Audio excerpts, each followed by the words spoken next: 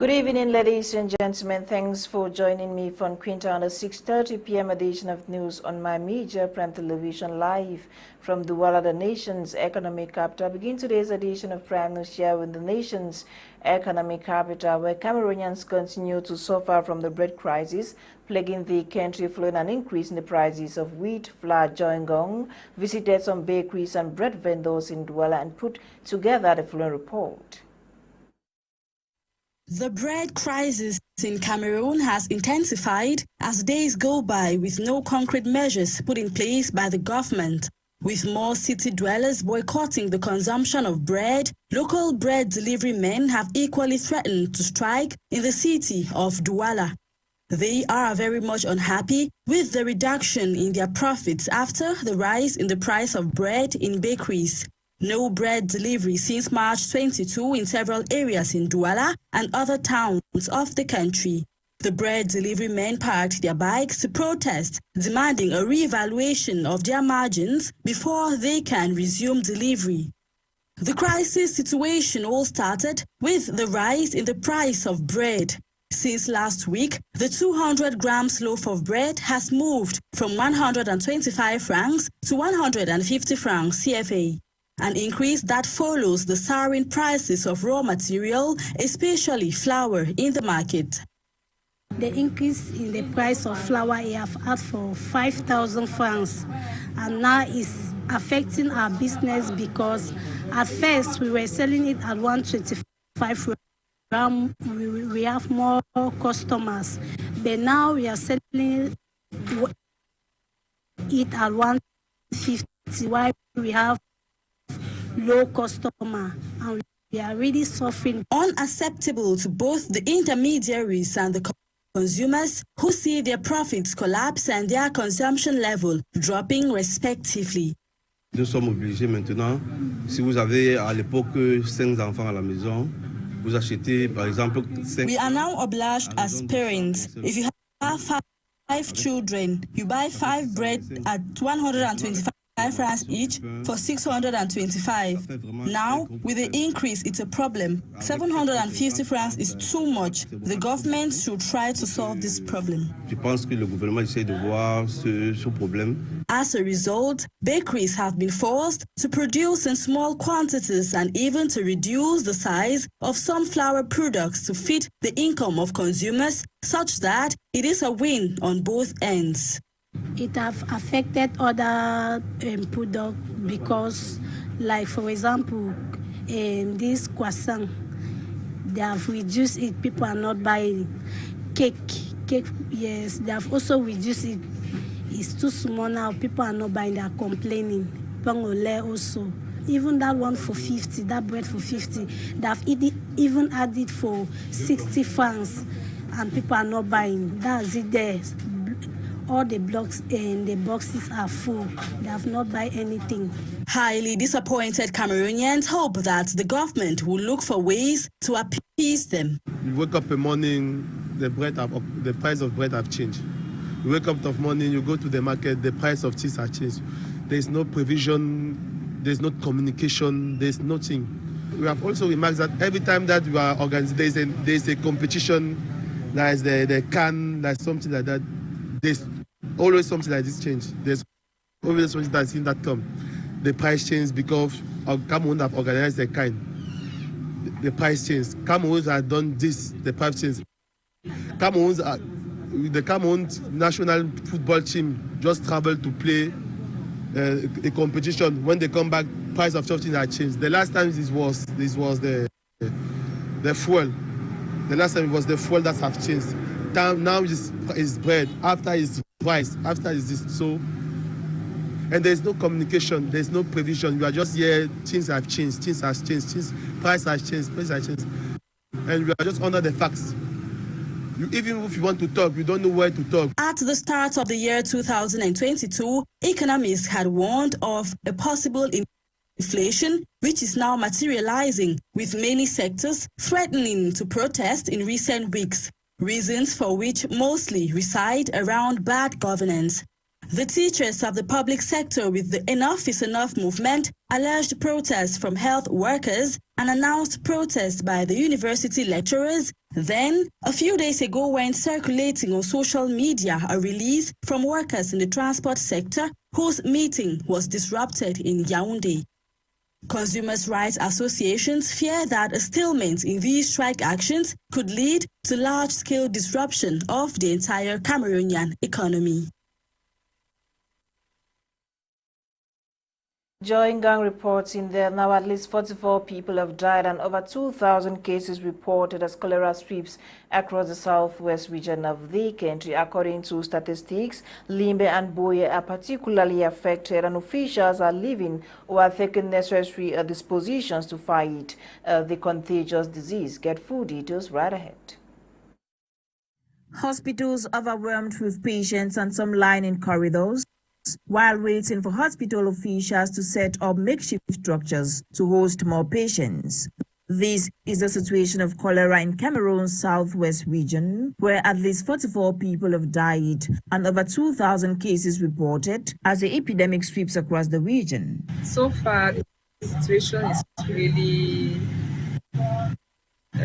worrisome because we'll have a surge this weekend. And from the onset of the epidemic in the health district, that is from the 24th of December, we've had 635 cases till last week, Saturday. We are on 635 cases in the entire health district. But we have a recent surge in Ewane, and we've registered so many cases. The cases were hospitalized at the level of the regional hospital and district hospital, and the beds were already running out of the capacity to be able to accommodate other patients. Boya, the chief town of the region, and Limbe have been particularly affected. According to official statistics published earlier this week, the town of Limbe alone counts 682 cases, while Boya counts 326 cases. Bakassi has 345 cases, closely followed by Ekondo Titi, Mbonge, Kumba and Tiko on the 8th position, with 68 confirmed cases. The situation is critical, reasons why the region's governor Bernard Okalabilai held a crisis meeting in Limbe, chief town of Fako Division, Wednesday, March 23, shortly after the news of the outbreak went viral. He confirmed the presence of cholera in the region. The first evaluation is that the cholera outbreak is there. Our structures, the hospitals, are overloaded. Thank God that the medical officers in charge of those hospitals have been proactive, and they have taken preventive measures to succeed, to host, to receive various patients. They have put canopies in the out of the halls, and the people are at least under the canopies, and all the patients are under treatment. Spread by ingesting contaminated food and fecal matter, this denizen narrates how and where people have been responding to nature's call.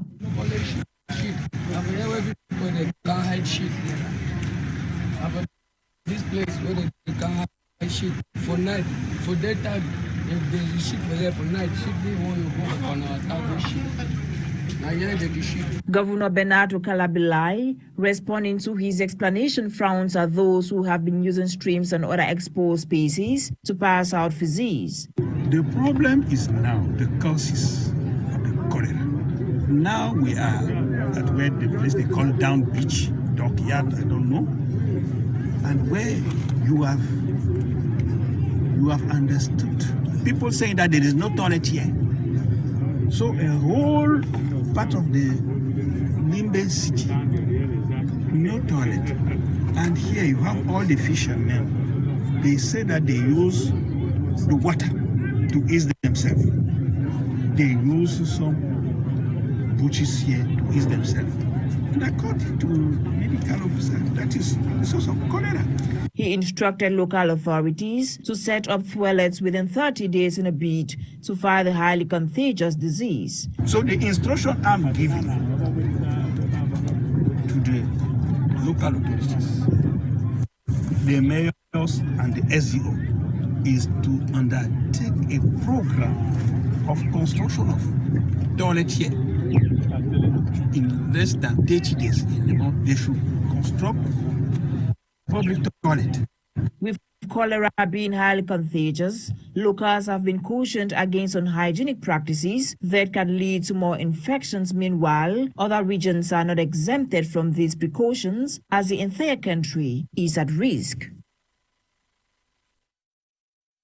A little girl identified as Meve has been crushed to death by a truck. The sad incident occurred in Bafoussam West region of Cameroon yesterday, March 23, 2022. According to an eyewitness, the truck parked a vehicle unfortunately started moving in the absence of the driver and crushed the child. Family of little Meve have been inconsolable following the sudden demise of their daughter. Now, some lawyers from the southwest and northwest regions of Cameroon are currently attending a workshop on strategic litigation for lawyers. The three-day workshop organized by the Center for Human Rights and Democracy is taking place in Boya, chief town of the southwest region. For 3 days, these lawyers will receive adequate skills on strategic litigation and application of key human rights treaties and procedures. Now take a listen to the founder of the Center for Human Rights and Democracy, Barrister Felix Abo. Very important because of the crisis that we've been having in this part of the country for the last 5 years. We thought it was necessary not only to train lawyers on strategic litigation, but to train them on human rights and strategic litigation. They need, because we felt that there are lots of things that we could strategically litigate, to raise awareness, to use this as a tool for education and advocacy, and to address burning issues that might be in our laws or that are in our laws that we have failed to address. The training was essential because these lawyers, 75 of them who are here today, would be able to have the necessary knowledge to be able to litigate.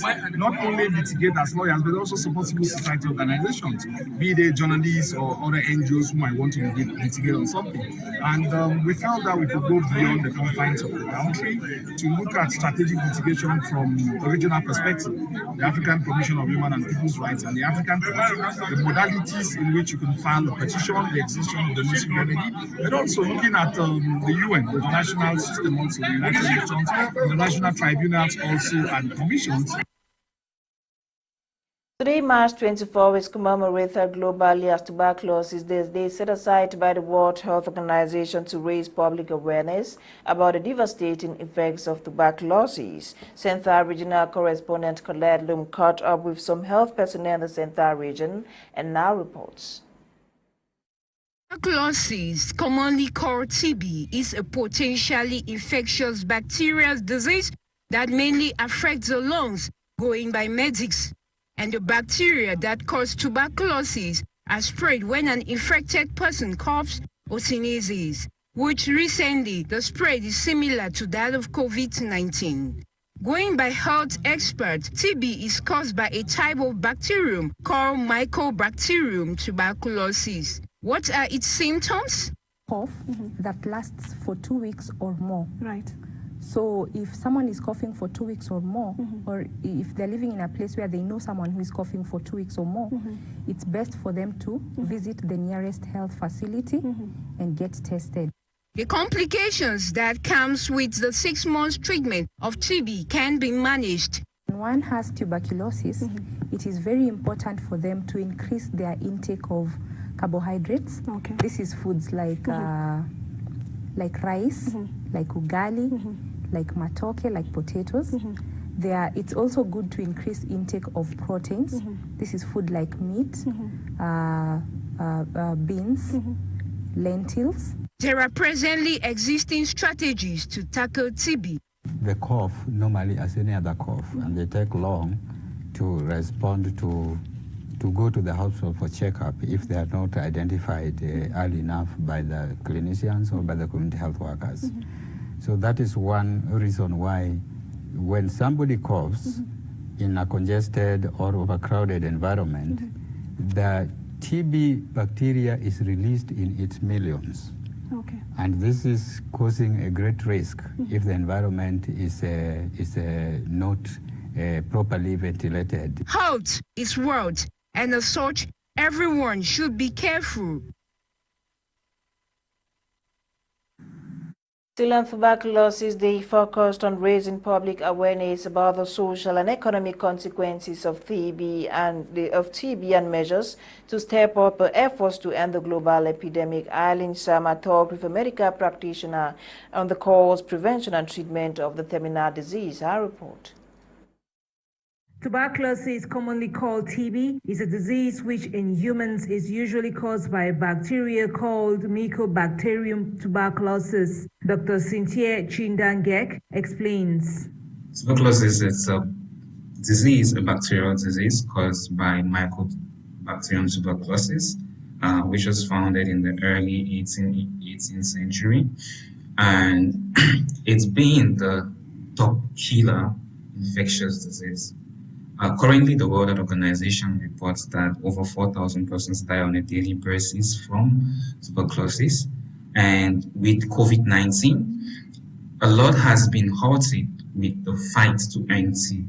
And for the first time in a decade, there was actually a peak, a rise in the number of persons contacting and dying from tuberculosis. Generally, persons who have a suspicion of tuberculosis will present with a cough that is actually lasting for over 4 weeks and beyond. Ideally, averages around 10 weeks. Okay, and this person also presents with a drenching night sweats. So they have a fever and drenching night sweats. And in addition to that, you experience them having weight loss within a short period of time, 3 months, 2 months, they've lost a significant amount of weight. And now the most common form of tuberculosis is actually what we call pulmonary tuberculosis. That is that which affects the lungs, and that is what presents with cough and most of us see. That's what is most infectious. However, though highly contagious and deadly and spread by airborne droplets from one person to another, TB, like any other disease, is preventable. We want more persons, more leaders in health, despite the COVID-19 pandemic, to invest in the fight against TB so that we can end this and save lives, despite the setback that COVID-19 is causing. So we are calling on the international community or the health bodies involved that, yes, COVID-19 is here, but we shouldn't close eye on the second leading cause of death for infectious diseases, which is tuberculosis. So that is it about TB, and we hope that this year people are going to invest more time and more money and also more human resources in the fight to end TB. Most importantly, treatment is possible for all early diagnosed cases. Dr. Cynthia Ngek throws more light. TB is completely treatable, and it takes a treatment for approximately 6 months for the pulmonary form. But there are other forms that affect the bones, the bone of the back, the vertebrae, which is called Pott's disease. There are other systems that affect the abdominal organs, which have specific treatment variations. That are also forms that affect the brain. So, but all of these most of the times begin from the pulmonary presentation. It is worth mentioning that 24th March marks the day in 1882 when Dr. Robert Koch announced that he had discovered the bacterium that causes TB, which opened the way towards diagnosing and curing this disease. This year's edition of the World Tuberculosis Day has as theme, Invest to End TB, Save Lives. Now, a 3-day workshop to train students on how to monetize their social media platforms organized by Big Zoo Academy officially kicked off. Today, the workshop is taking place at Ije campus in Douala, Cameroon. Catherine Kongwe attended day 1 of the workshop and now reports. Big Zoo LLC is a full-service digital marketing agency which strives to enable entrepreneurs and students acquire the key to monetize their social media platforms by offering a variety of courses and training to enhance digital marketing skills. As one of their projects this year, Big Zoo Academy is in Ujet University in Bonamusadi, Douala, on a 3-day workshop to train students on how to make money digitally. Big Zoo Academy, first of all, is a digital online digital marketing students and entrepreneurs, or soft businesses that want a successful business online, especially in the market. So it is one of our projects as an online platform to support at least 5. In the present economic context, having knowledge of an academic subject is no longer sufficient for a new graduate, as the managing director of Bigzo Academy explains.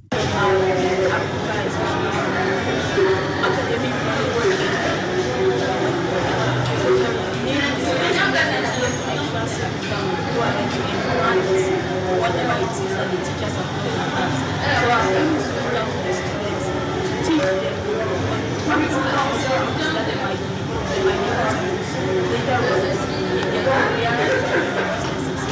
Because at the end of the day, find companies investing so much on training their students that will be the students that will really then guide them on what they want to do. Platforms like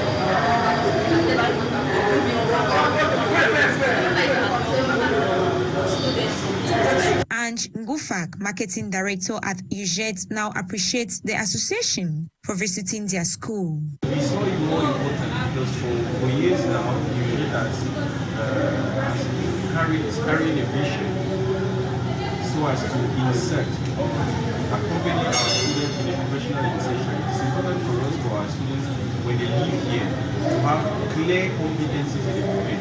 That is why we invited the solution today to emphasize that very longitudinal program so as to clarify all the doubts that students have as far as the down. And why not make money through the use of this? Because we notice that the usage of social media are more for the painful instrument or more for the distraction thing, of which there's that possibility for them to use their IQ to do something different. During the first day of the workshop, Ngwanitia, a banking and finance student in UJET, has affirmed to have learned a lot.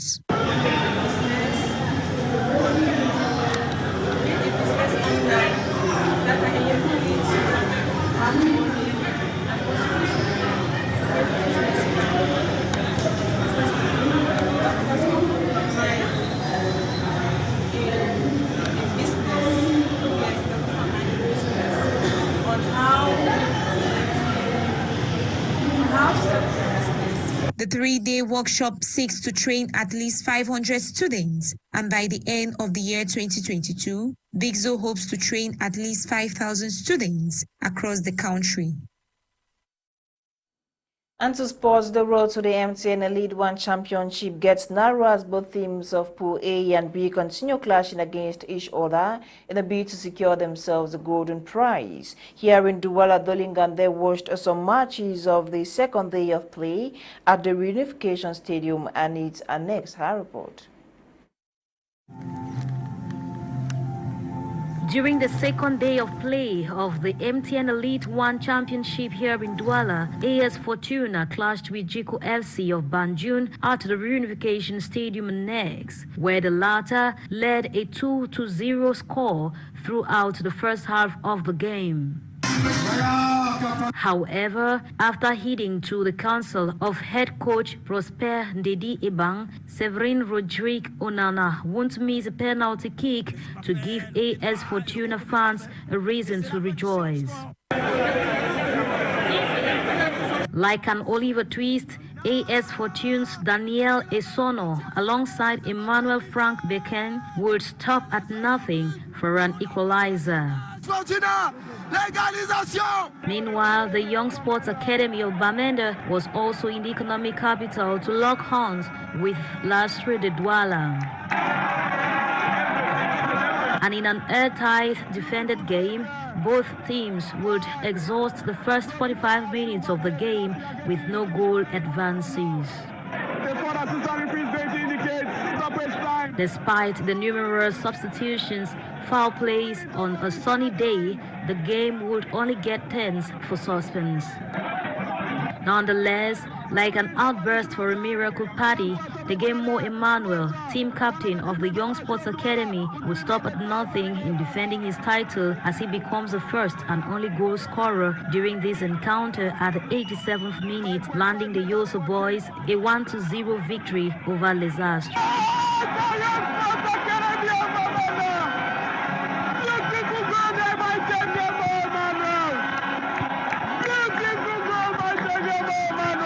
And just a flip to the other side of the reunification stadium, another clash of the Titans was observed between Apejes FC, who would refuse to bow to the pressure from Fauve as both teams hold Steve for a 1-1 draw until the 90th minute. You can see the jubilation.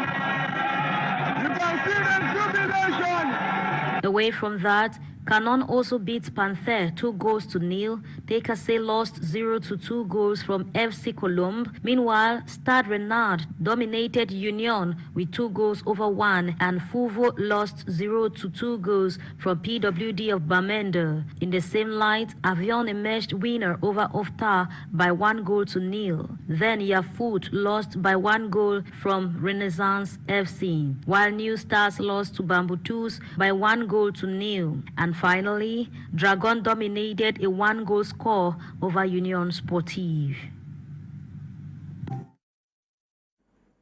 Nolinga, this report ends today's edition of Prime News on My Media Prime Television. Coming up at exactly 7 p.m. is Prime Hour with Kumlenat. And my name is Fon Quinter. I meet again tomorrow for another edition of What Making News in and out of the country. Have a great evening in the company of more programs on the African Eye.